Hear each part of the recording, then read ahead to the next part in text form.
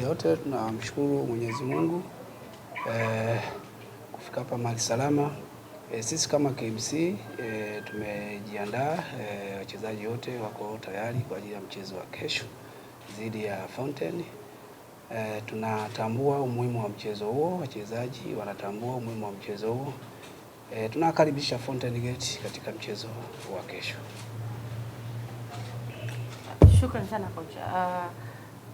Timu yako haiko kwenye nafasi nzuri mpaka sasa hivi.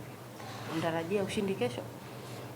Hilo tunalitambua kama benchi la ufundi pamoja na wachezaji wanatambua umuhimu wa mechi ya kesho, ingawa inakuwa sio mechi rahisi kwa sababu kila timu ina uhitaji wa pointi 3. Tunaamini mchezo utakuwa mzuri wenye ushindani.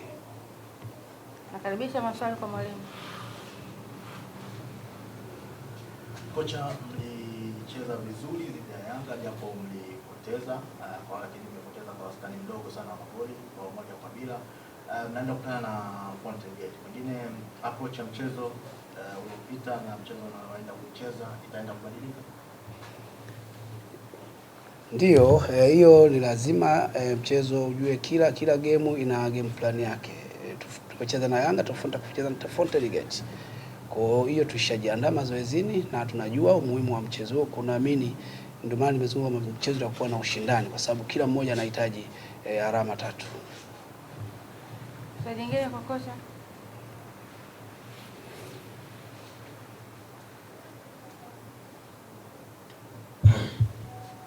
Coach, tukiangalia mwenendo wa timu kwa sasa si mzuri. Almost sasa kuna pointi 9 ikiwa chini kabisa. Na leo unaenda kufanya mazoezi ya mwisho kwa ajili ya mchezo wa mwisho dhidi ya Fountain Gate hapo kesho. So tutarajie mchezo wa namna gani? Kwamba aidha utaenda kuzuia zaidi au utaenda kufunguka ili uweze kupata pointi 3. Sababu ukiangalia ukifunga mechi ya kesho unazidi kuwa katika nafasi mbaya zaidi ya kushuka daraja.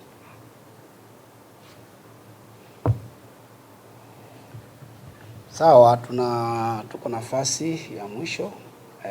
Hiyo tunaitambua na wachezaji tambua, na mchezo wa kesho hamna haja ya kuzuia. Lazima tutafute kwa ajili kutafuta matokeo kulingana na nafasi ambayo tuko nayo. Shukrani kocha. Sasa zungumza na wanahabari ukiwakaribisha, zungumza na mashabiki wa KMC ukiwakaribisha uwanjani. Niwaombe mashabiki wa KMC, wapenzi wa KMC FC wajitokeze kwa wingi, waje waishangilie timu yao, wasikatie tamaa. Bado tuna nafasi ya kupambana kusalia ligi kuu. Support yao ni muhimu sana kuwapa nguvu wachezaji wetu. Shukrani sana kocha. Naam, huyo alikuwa ni kocha Imani ambaye amezungumza kwa niaba ya benchi la ufundi la KMC namna ambavyo wamejipanga kuikabili timu ya Fountain Gate. Wakati wa kumsikiliza mchezaji Kevin Pondi ambaye atazungumza kwa niaba ya wachezaji wenzake namna ambavyo wao kama wachezaji wameweza kujipanga kuikabili timu ya Fountain Gate. Karibu sana Kevin, zungumza na wanahabari. Asante sana. Kwanza kabisa napenda kumshukuru Mungu kwa tumefika hapa mahali hapa salama. Kwa upande wetu wachezaji tumejiandaa vizuri na tunajua nafasi iliyokuwepo na umuhimu wa mechi. Kwa hiyo lazima tukapush kwa 100% ili tuweze kupata alama 3. Shukrani sana. Nakaribisha maswali kwa Kevin. Kwa upande wenu kama wachezaji napofikia hatua kama hii mko chini kwenye msimamo, lakini imebakia takriban michezo 9 kumalizika hivi. Wachezaji wenyewe ukiachana na benchi la ufundi huwa mnaongea nini kuelekea kama kwa mfano kwenye mchezo wa kesho kuhakikisha mnapata alama 3? Kwanza sisi kama wachezaji bado hatujakata tamaa.